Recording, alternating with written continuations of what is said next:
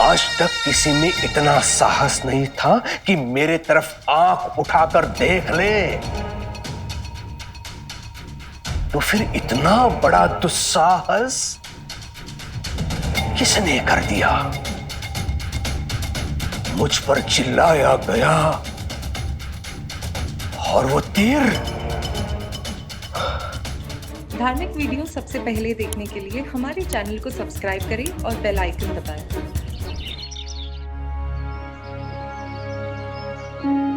अच्छे कर्म करते जाओ, यही सबसे बड़ा धर्म। लोगों की मदद करो, यही सबसे बड़ी पूजा। जो दूसरे की पीड़ा को समझ सके वही सबसे बड़ा ज्ञानी, और जो बिना अपने स्वार्थ के किसी को सुख दे सके, उसकी सहायता कर सके,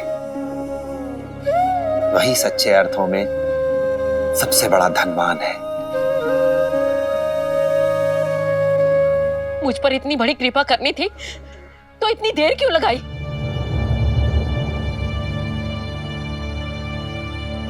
क्यों अपना सत्य पहले नहीं दिखाया? परीक्षा ले रहा था मेरी? क्या मिला तुझे?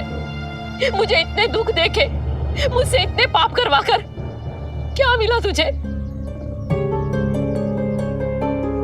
मेरे कितने दिन बर्बाद कर दिए तूने, जानता है तू? लोग कहते हैं तू भगवान का रूप है, लेकिन भगवान इतना निर्दयी कैसे हो सकता है?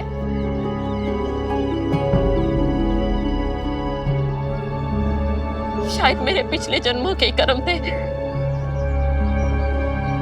जो मुझे ये दिन देखने पड़े।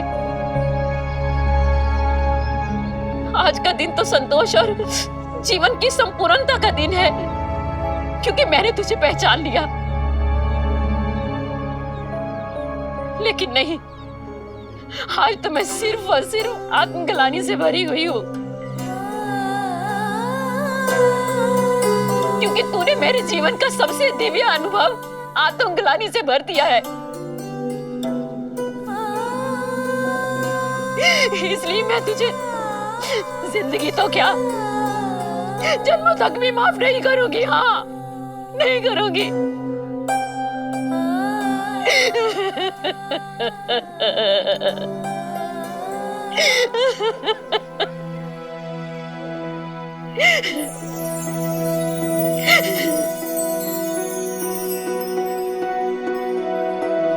मत करिए माफ, लेकिन इतनी दूर खड़ी रहकर मुझे सजा तो मत दीजिए।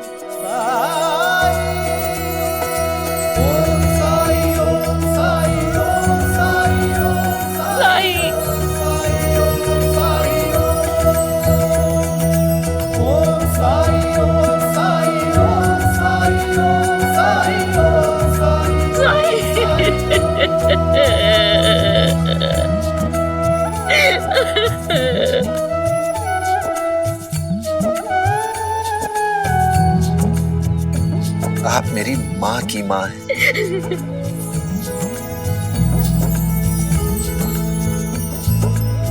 और इस नाते मेरी आजी हुई। अपनी आजी को इस तरह रोते देख मुझे अच्छा नहीं लगता है।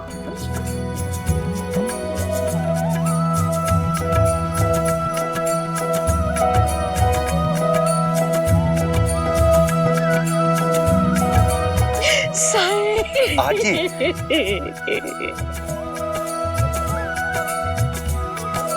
ये आप क्या कर रही हैं? आप तो मेरे शीश पर हाथ रखकर मुझे आशीर्वाद दीजिए, नहीं तो मुझे पाप लगेगा। नहीं साईं, तुझे मेरी भी उम्र लग जाए, मेरी हिम्मत, मेरी ताकत सब तुझे मिल जाए,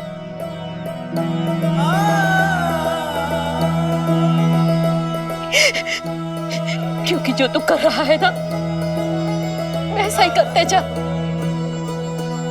मेरे जैसे अंधे लोग बहुत हैं, जिनकी आंखें होते हुए भी अच्छाई और सच्चाई देख नहीं पाते। तू अंधों को रोशनी दिखा साईं।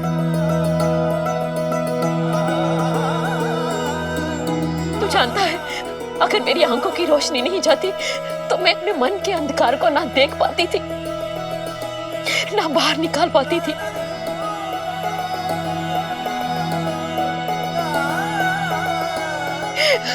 मुझे प्रायश्चित का रास्ता दिखा साईं, ताकि मैं आत्मग्लानि से बाहर निकल पाऊं। मुझे माफ कर दे साईं, मुझे माफ कर दे।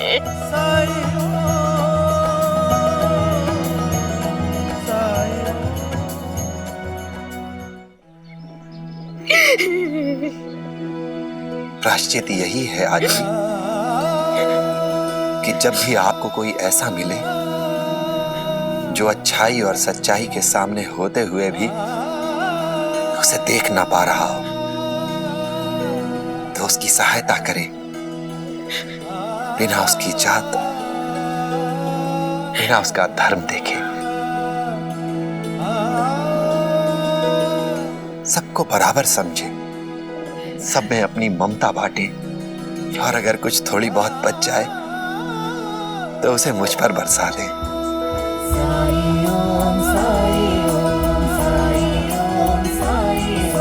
साईं,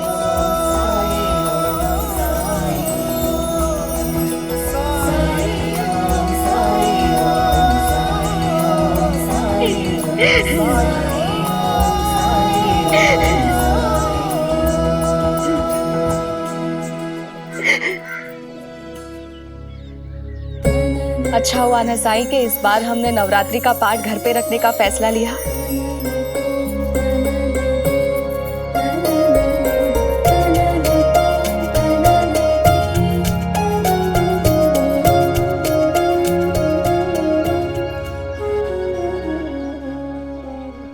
साई ही है जो ग्रहण बनकर मेरे जीवन पर छाया हुआ है। आज तक किसी में इतना साहस नहीं था कि मेरे तरफ आंख उठाकर देख ले, तो फिर इतना बड़ा दुस्साहस किसने कर दिया? मुझ पर चिल्लाया गया और वो तीर हरिओम हरिओम।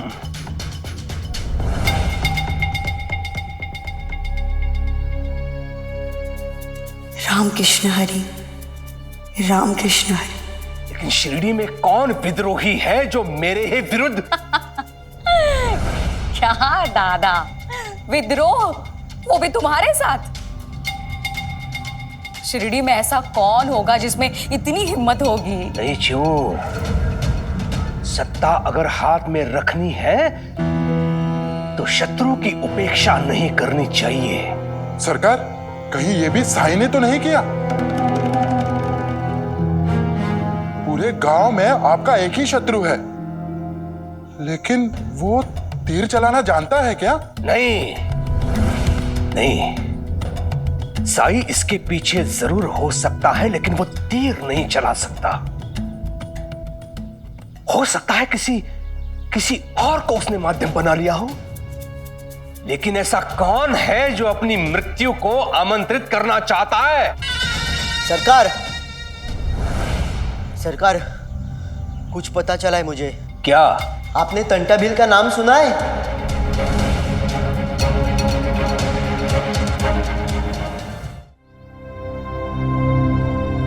हाँ, वो आदिवासी डाकू। क्यों, उसका क्या? वो अमीरों को लूट कर सारा धन गरीबों में बांट देता है। अंग्रेज, धनी, साहूकार, ये हमेशा उसके निशाने पर रहते हैं। मैंने तो सुना है सरकार, पास के गांव के मुखिया और साहूकार को लूटा है उसने। कहीं ऐसा तो नहीं कि आप भी उसके निशाने पर है? और जो हुआ वो उसी के किसी साथी ने।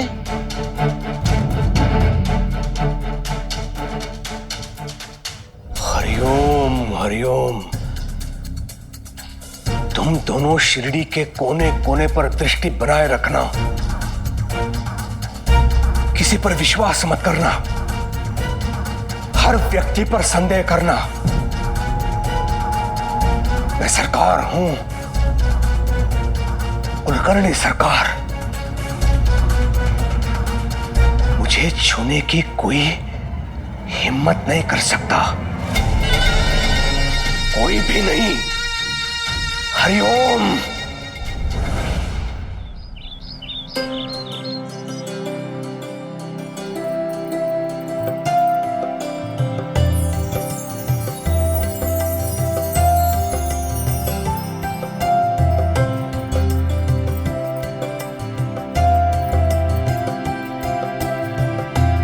या देवी सर्वभूतेषु श्रद्धारूपेण संस्थिता नमस्तस्यै नमस्तस्यै नमस्तस्यै नमो नमः।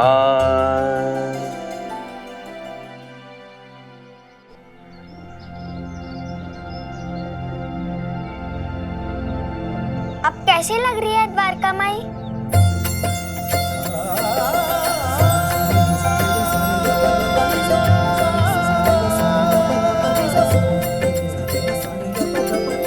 साई,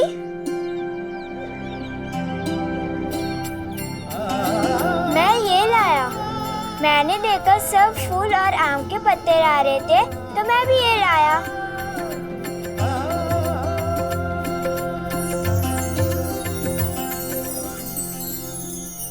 क्या तुम लोग जानते हो कि नवरात्रि क्यों मनाई जाती है? मैंने सुना है देवी माँ आती है,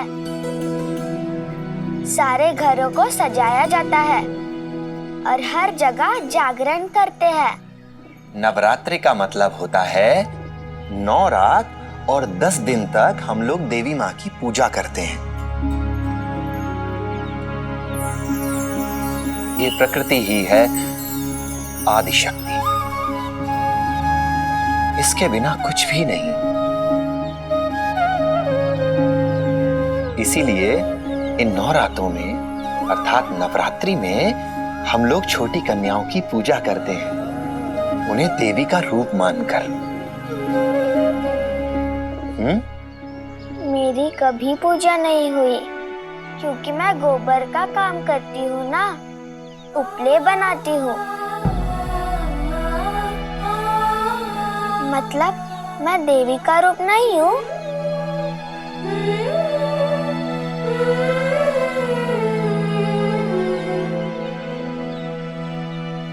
नहीं लक्ष्मी, हर कन्या, हर स्त्री में देवी माँ की शक्ति है, तुम में भी है। अच्छा, तो क्या हमें झिपरी की भी पूजा करनी चाहिए?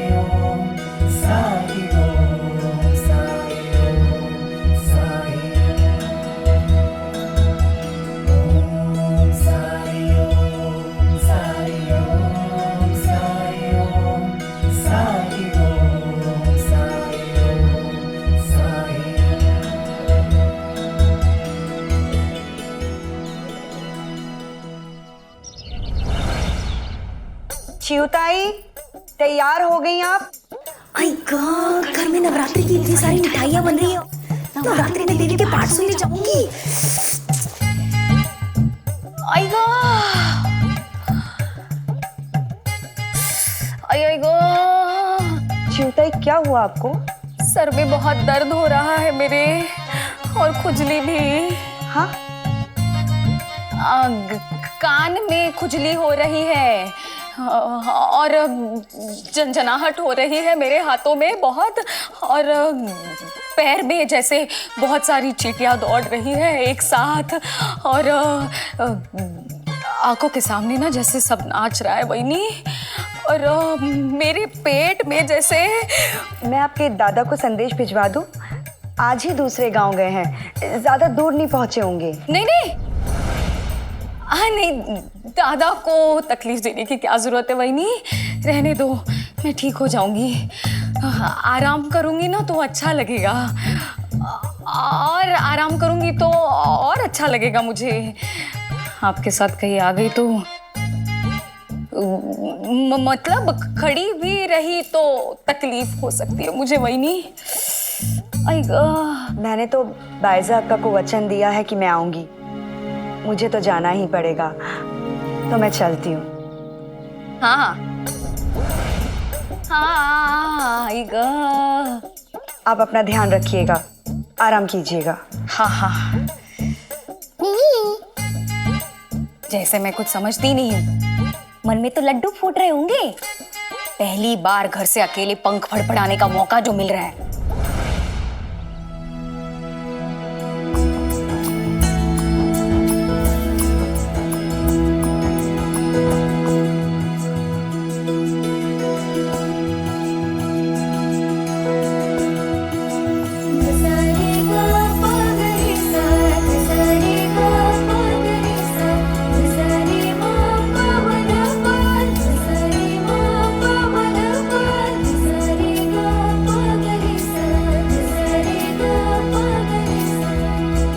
इतने सालों में पहली बार मैं घर से बाहर कदम रखूंगी, गांव के लोगों को देख पाऊंगी, मिल पाऊंगी, उन्हें जान पाऊंगी, और हो सकता है इसी बहाने में साईं से मिलकर उनका धन्यवाद कर सकूं।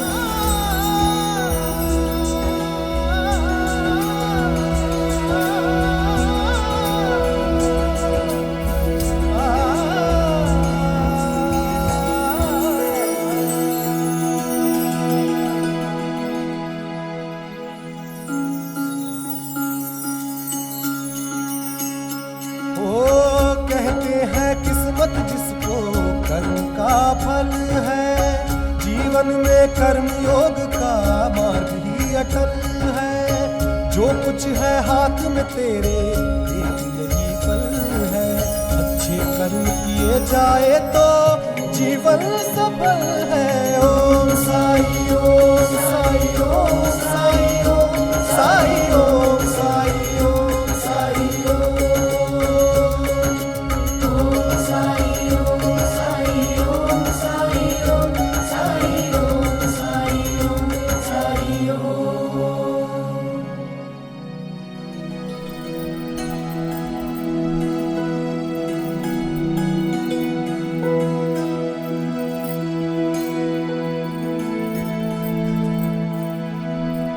बायजा अक्का,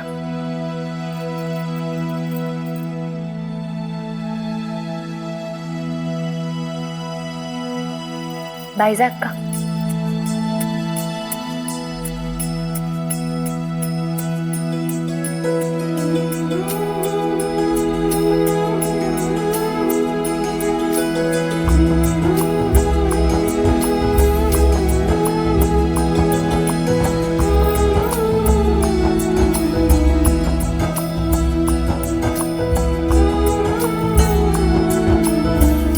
वहीनी आ गई आप? पूजा हो गई है, पाठ शुरू करें?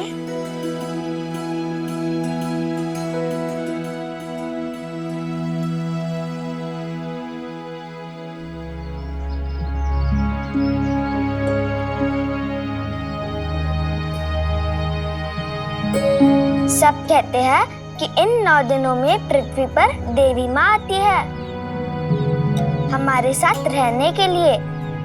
हमें उनकी जरूरत है, उनके आशीर्वाद की जरूरत है, इसीलिए हम उनकी पूजा करते हैं। लेकिन उन्हें हमारी क्या जरूरत? भगवान को भक्तों की उतनी ही जरूरत होती है जितनी की भक्तों को भगवान की। तुमने वो कहानियां नहीं सुनी हैं जिसमें देवी देवता अपने भक्तों के सपनों में आकर कहते हैं कि मेरी पूजा करो। तो क्या हमारी तरह देवी माँ भी 9 दिनों का इंतजार पूरे साल करती हैं? क्यों नहीं? तो आपके पास जो लोग आते हैं आपसे मिलने के लिए, आपसे मदद मांगने के लिए, तो क्या आपको भी उनकी उतनी ही जरूरत है?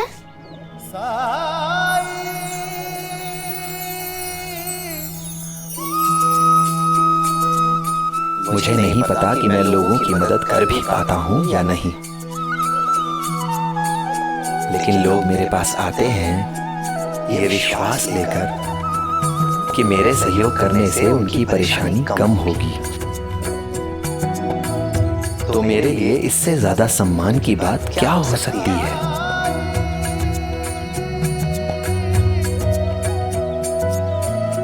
और अगर हम किसी को भक्ति का सही रास्ता दिखा सकें तो इससे बड़ा संतोष कोई नहीं हो सकता।